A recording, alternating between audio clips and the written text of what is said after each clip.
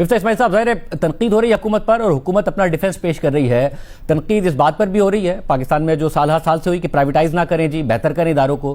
फिर जिस तरीके से प्राइवेटाइज हुई कि 92.5% वापस कंपनी में चला जाएगा, लोग इस पर भी तनकीद कर रहे हैं, मगर हुकूमत कह रही है कि इससे बेहतर फॉर्मूला नहीं हो सकता था। आप क्या कहिएगा?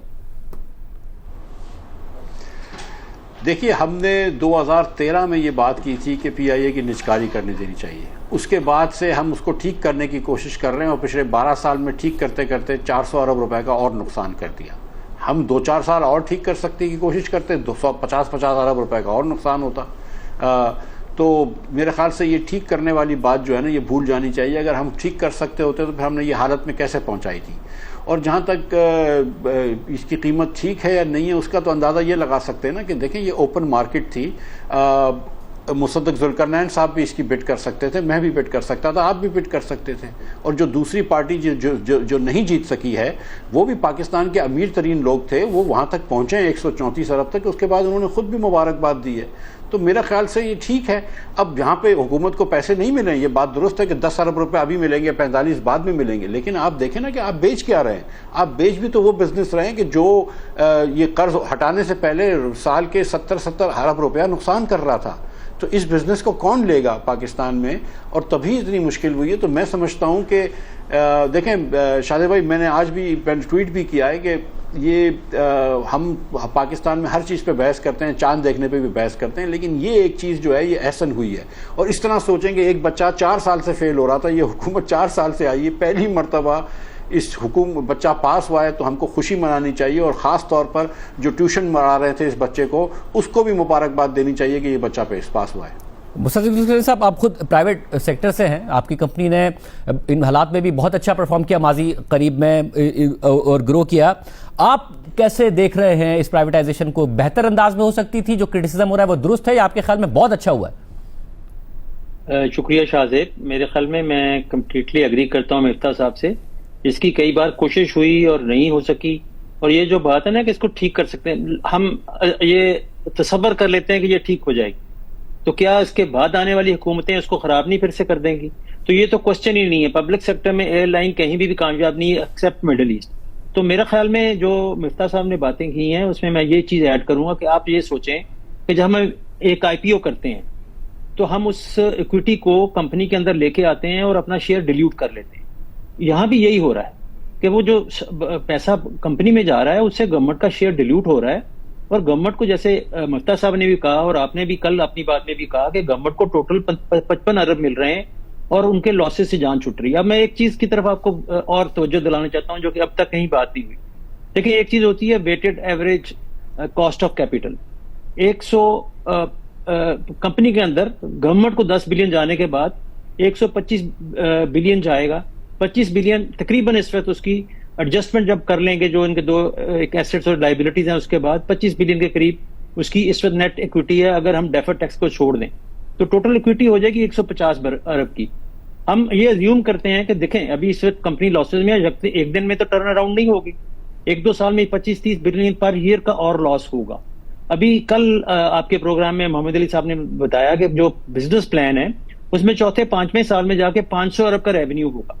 अब आप देखें, जो दुनिया की तमाम एयरलाइंस हैं, अगर आप यूरोपियन और अमेरिकन एयरलाइंस को देख लें तो उनका जो नेट प्रॉफिट है आफ्टर टैक्स मुश्किल से 3 से 4% है। एशिया पैसिफिक में 2 से 3% है।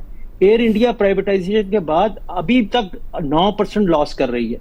सिर्फ जो मिडिल ईस्टर्न एयरलाइंस हैं उनके 8-9% है, और उसमें एमिरेट्स का कुछ ज्यादा है, और उसकी वजूहत आपको पता है, वहाँ टैक्स भी रेट्स कम है और उनकी ट्रैफिक भी बहुत ज्यादा है।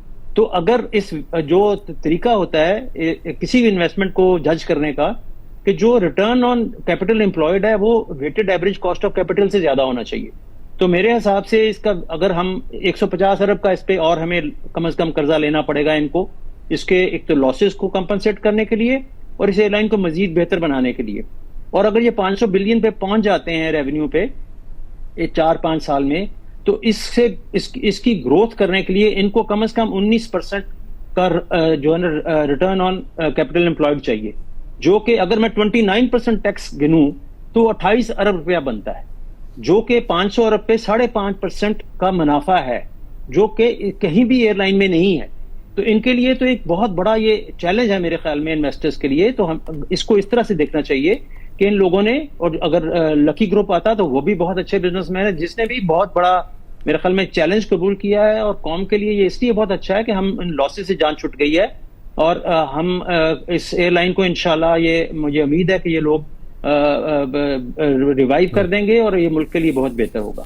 मिफ्ता साहब, आपने गवर्नमेंट में रहे हैं, आपको पता है कितने ब्यूरोक्रेटिक हर्डल्स होते हैं, हुकूमत में होते हुए कितना मुश्किल होता है। आप खुद कहा कि 4 साल बाद अगर बच्चा पास हुआ है तो चलें इसकी तारीफ कर लेते हैं। नाउ ये समझा जा सकता है कि पीआईए की प्राइवेटाइजेशन बहुत कॉम्प्लेक्स समझी जाती थी, बड़ी मुश्किल समझी जाती थी, हो गई, तो हुकूमत अब अगर ये कह रही है कि हम आगे भी प्राइवेटाइजेशन को आगे बढ़ाएंगे तो उससे दरवाजा खुलेगा, इन्वेस्टर्स का कॉन्फिडेंस भी बढ़ेगा। देखिए, बिल्कुल बढ़ेगा। और ये जो आरिफ हबीब कंसोर्शियम है, इसने एक बड़ी अच्छी चीज़ की है कि इन्होंने फौजी फर्टिलाइज़र से भी एक शेयर एग्रीमेंट कर लिया। आज उसका अखबार में आज उसका कागज़ भी आ गया है, और उससे ये है कि इनको ये लगेगा कि अगर खुदा न खास्ता हुकूमत चेंज होती है या किसी वजह से पॉलिसी चेंज होती है तो कम से कम उनके पास कुछ सिक्योरिटी होगी। देखें, लेकिन मैं अब तक सच्ची बात यह है कि कोई हुकूमत की ऐसी विल नज़र नहीं आई है प्राइवेटाइजेशन की तरफ। ये पिछली साल भी जो पीआईए की प्राइवेटाइजेशन ख़त्म हुई थी वो इसलिए हुई थी कि हुकूमत नहीं चाहती थी, वरना यही इन्वेस्टर्स थे। आरिफ हबीब अहमद का कंसोर्शियम था, मोहम्मद अली टब्बे का कंसोर्शियम था। इन्होंने कहा था कि हम इस तरीके से बिड नहीं करेंगे जिस तरह आपने स्ट्रक्चर की है। ये उठ के चले गए थे, लेकिन उस वक्त आप ठीक नहीं करना चाहते थे, और फिर बड़ा इंटरेस्ट लिया गया है और कुव्वतों ने, इदारों ने, उसके बाद ये हुआ है। और अगर इदारे उसी तरह ये कुव्वत जो है अपनी इस्तेमाल करें और अपना इन्फ्लुएंस इस्तेमाल करें हुकूमत पे, तो प्राइवेटाइजेशन हो सकती है, ख़ास तौर पर डिस्ट्रीब्यूशन कंपनीज की। लेकिन जब तक अगर हुकूमत के पास विल नहीं है, लेकिन अगर पीछे के लोग कर लें तो फिर हो सकता है। मतलब आप कैसे देख रहे हैं कि डोमेस्टिक सरमायाकार हैं, जाहिर है, जिन्होंने इन्वेस्ट किया पीआईए में, आगे जाके एक रास्ता खुलेगा हुकूमत के लिए भी और सरमायाकारों का भी इंटरेस्ट बढ़ेगा? जी बिल्कुल, इंटरेस्ट बढ़ेगा, इससे कॉन्फिडेंस भी बढ़ेगा। आई थिंक जिस तरह से इसको स्ट्रक्चर किया गया है वो किसी तरह से भी हुआ है, मुफ्ता साहब जैसे कह रहे हैं, मगर बहुत अच्छा स्ट्रक्चर हुआ है। और डिस्कोस की और एनर्जी सेक्टर की प्राइवेटाइजेशन बहुत जरूरी है। और डिस्कोस में एक हम हमारे जहन में आम ख्याल होता है कि जो लॉस मेकिंग डिस्कोस है उनको जो है ना सेल करना चाहिए। मैं समझता हूँ कि प्रॉफिट मेकिंग डिस्कोस को भी करना चाहिए। उसकी वजह यह है कि वहां पे प्रॉफिट इससे ज्यादा हो सकता है। और एक और बहुत बड़ी चीज है जिसको हम इग्नोर कर देते हैं कि जब पब्लिक सेक्टर में आप एनर्जी सेक्टर को किसी भी सर्विस को रखते हैं तो वहां एफिशिएंसी खराब होती है, उससे बिजनेस वाला जो है उसके लिए और आम आदमी के लिए बहुत मुश्किलात पैदा होती है। जब प्राइवेट सेक्टर आएगा तो ना सिर्फ उसके मुनाफे को बेहतर करेगा, उससे टैक्सेशन गवर्नमेंट की जनरेट होगी, और एक आम आदमी के लिए और बिजनेस के लिए भी बहुत सहूलियात पैदा हो सकती है। बहुत शुक्रिया।